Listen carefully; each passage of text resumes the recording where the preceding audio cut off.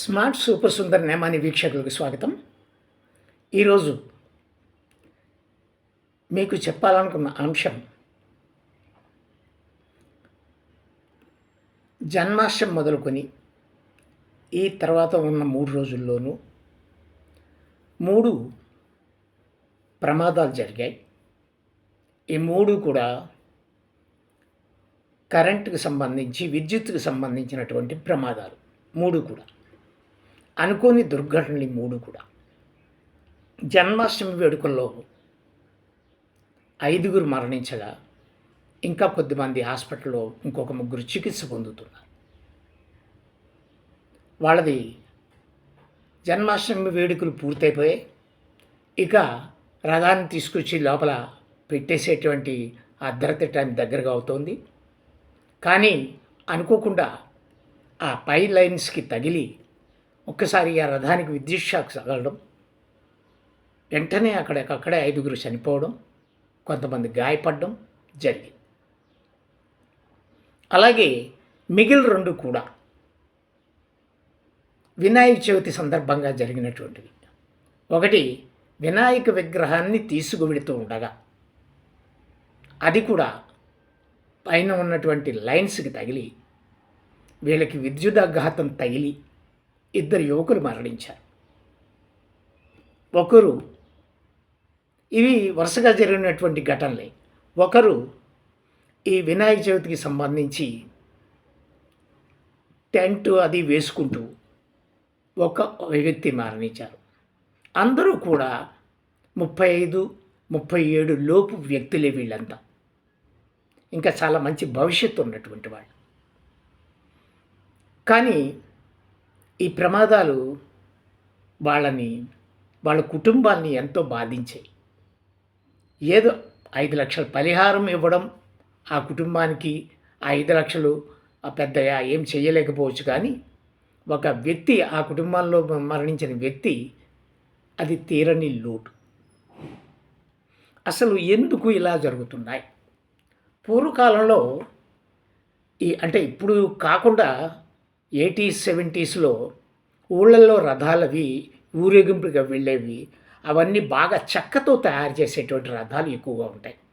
మీ పూరి జగన్నాథుడు చూడండి, ఎప్పటికప్పుడు చెక్కతోటే తయారు చేస్తూ ఉంటారు.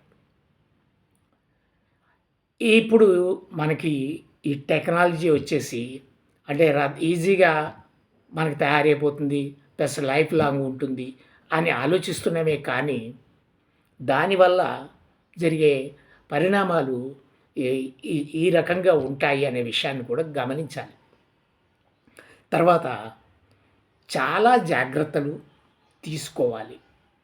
యువకుల ఉత్సాహం బాగానే ఉంది, కానీ ఆ ఉత్సాహం ఎంతోసేపు నిలవలేదు.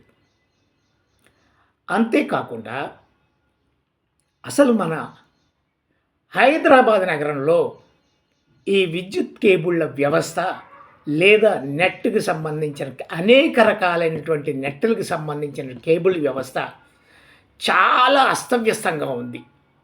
మీరు ఏ ప్లేస్కి వెళ్ళినా సరే, it is a heart of city of Banjara Hills, whatever may be, ఎక్కడైనా చూడండి అసలు మరీ ఘోరంగా ఉంటుంది. ఓల్డ్ సిటీకి వెళితే తుట్టలుగా అసలు ఏది current wire, current wire cable wire touch అయినప్పటికీ కూడా ఆ కేబుల్ వైర్లో కరెంటు ప్రవహిస్తుంది. అదే కరెంటు మన ఇంట్లోకి ప్రవహించినప్పుడు మన టీవీలు కూడా కాలిపోతూ ఉంటాయి. సో ఈ కేబుల్ వ్యవస్థ అనేటువంటిది చాలా ఇబ్బందికరంగా తయారైంది. ఇప్పుడు ఇది జరిగిన తర్వాత కేబుల్ వ్యవస్థని తొలగిస్తున్నారు వీళ్ళు, ఎక్కడికక్కడ కట్ చేసేస్తున్నారు. కానీ దానివల్ల చాలా అనర్థాలు జరుగుతున్నాయి. కేబుల్ వ్యవస్థ వాళ్ళందరూ కూడా పెద్దగా గొడవ చేస్తున్నారు. వాళ్ళు రేపు సమ్మె చేస్తామంటున్నారు. ఎందుకంటే వాళ్ళ ఇంటర్నెట్ కార్యకలాపాలన్నీ అయిపోతాయి. తద్వారా సాఫ్ట్వేర్ ఉద్యోగులకు ఇబ్బంది కలుగుతుంది. వాళ్ళ ఇంటికి వర్క్ ఫ్రమ్ హోమ్ చేసుకునే వాళ్ళకి చాలా ఇబ్బంది కలుగుతుంది. అలాగే ఈ సపోజ్ జియో ఎయిర్టెల్ లాంటి కేబుల్స్ అవి ఉన్నాయనుకోండి, వాళ్ళ ఇళ్ళకి టీవీ ప్రసారాలు లేదా వైఫై నెట్వర్క్ ఇవన్నీ కూడా ఆగిపోతూ ఉంటాయి. అవి కూడా అదే. కానీ ఇంత జరుగుతున్నా, ఎన్ని సంవత్సరాలైనా, ఇంత ఆధునిక పరిజ్ఞానం వచ్చినప్పటికీ కూడా ఎందుకు దీంట్లో ప్రభుత్వాలు అలసత్వం వహిస్తున్నాయి? ఎందుకు ఈ వ్యవస్థని అమెరికాలాగా అండర్ గ్రౌండ్లో తీసుకురావడానికి చేయలేకపోవడానికి కారణాలు ఏంటి? చిత్తశుద్ధి లేకపోవడం. ప్రభుత్వానికి చిత్తశుద్ధి లోపం.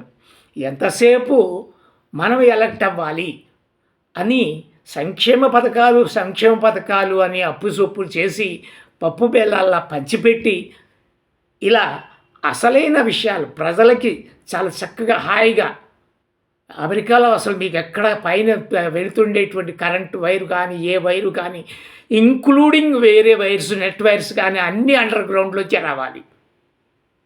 అదంతా కంపెనీ ఖచ్చితంగా స్వయంగా పర్యవేక్షించాలి. అంతే తప్పితే మనలాగా తుట్టలుగా ఉంటాయి, కరెంటు స్తంభాల దగ్గరే ఉంటాయి అవన్నీ కూడా. ఎందుకంటే ఆ స్తంభాలను ఆసరా చేసుకునే వీళ్ళు కూడా వెళ్తూ ఉంటారు. ఏదో జియో లాంటి సంస్థ సెపరేట్ స్తంభాలను వేసుకున్నప్పటికీ వైర్లు దానికి దగ్గరలోనే ఉంటుంది, ఆ స్తంభం కూడా కొంచెం దానికి దగ్గరగానే ఉంటుంది. ఏదైనా అది ప్రమాదానికి సంబంధించినటువంటివి. ఈ ప్రభుత్వాలు ఈ కరెంటుకి సంబంధించినటువంటి ఈ అంశంలో ఒక దీనికి సంబంధించి ఎలా చేస్తే బాగుంటుంది అని ఆ విద్యుత్ రంగ నిపుణులతో మాట్లాడి దీనివల్ల ప్రభుత్వానికి ఎంత బర్డెన్ అవుతుంది ఏంటి అనేటువంటిది తీసుకుని, అలాగే కేంద్ర ప్రభుత్వం యొక్క సహాయ సహకారాలు కూడా తీసుకుంటూ ఇవి మార్చకపోతే మున్ముందు రాబోయే రోజుల్లో మరిన్ని ప్రమాదాలు జరిగే అవకాశం లేకపోలేదు. దీని మీద ప్రభుత్వం ఖచ్చితంగా దృష్టి పెట్టాలి. ప్రభుత్వం అనే దానికంటే కూడా ప్రభుత్వాలు ఏ రాష్ట్రం చూసినా ఇలాగే ఉన్నాయండి. ఎక్కడికి వెళ్ళినా ఇంతే కేబుల్ వ్యవస్థలు తొట్టలు ఉంటాయి. అందులో పనికొచ్చే వైర్లు కొన్ని అయితే పనికి రాని వైర్లు కూడా కొన్ని ఉంటాయి. వాటి కనెక్షన్లో అవి ఇంకా దాన్ని తీసేయడం అది ఏముండదు. ఒక వైర్ నా ఇంటికి వేశారనుకోండి, నేను దాన్ని నాకు వద్దనుకున్నాను అనుకోండి, నేను దాని నుంచి తీసేస్తాను, ఆ వైర్ అలాగే ఉంటుంది. కానీ కేబుల్ నుంచి నేను ఇంటి వరకు వచ్చింది కట్ చేస్తాను, కానీ స్తంభం నుంచి మా ఇంటి వరకు వచ్చింది మాత్రం అలాగే ఉంటుంది. దాన్ని ఎవడు పడించుకోడు. ఇలా అక్కర్లేనిది కూడా 1/4% కప్ప అమ్మ లేదా ఇంకా 50% కూడా అనుకోవచ్చు ఉంది. కాబట్టి ప్రభుత్వాలు ఈ విషయంలో శ్రద్ధ వహించకపోతే రానున్న రోజుల్లో ముఖ్యంగా ఇప్పుడు గణేష్ చతుర్థి జరుగుతుంది. ఇలాగే ఎన్నో విగ్రహాలు తెచ్చుకుంటూ ఉంటారు. వాళ్ళకి సరైన పద్ధతిలో ఈ విద్యుత్ లైన్లు ఎంత శ్రద్ధ తీసుకోవాలో ఈ కేబుల్ వ్యవస్థ కూడా కేబుల్ యొక్క పంపిణీదారులను పిలిపించి కూర్చోబెట్టి మాట్లాడి వాళ్ళ కూడా మీరు కూడా ఒక పద్ధతిగా లైన్ వేయండి, లేదా దానికి ఒక పైపు వాడండి. ఆ పైపులో మాత్రమే మీ వైర్లు వెళ్ళాలి. ఆ కన్సర్న్ స్తంభం దగ్గర మాత్రమే అది ఓపెన్ అవ్వాలి. అదర్ దాన్ దట్ ఎక్కడ అది ఓపెన్గా కనిపించకూడదు. ఇలాంటి కొన్ని రెస్ట్రిక్షన్స్ పెట్టండి. కావాలంటే వాళ్ళ నుంచి ఆ స్తంభాలు వాడుకున్నటువంటి పన్నులు ఎలాగో వసూలు చేస్తున్నట్టున్నారు. అలా చేస్తే కానీ ఈ వ్యవస్థ బాగుపడదు తప్పకుండా.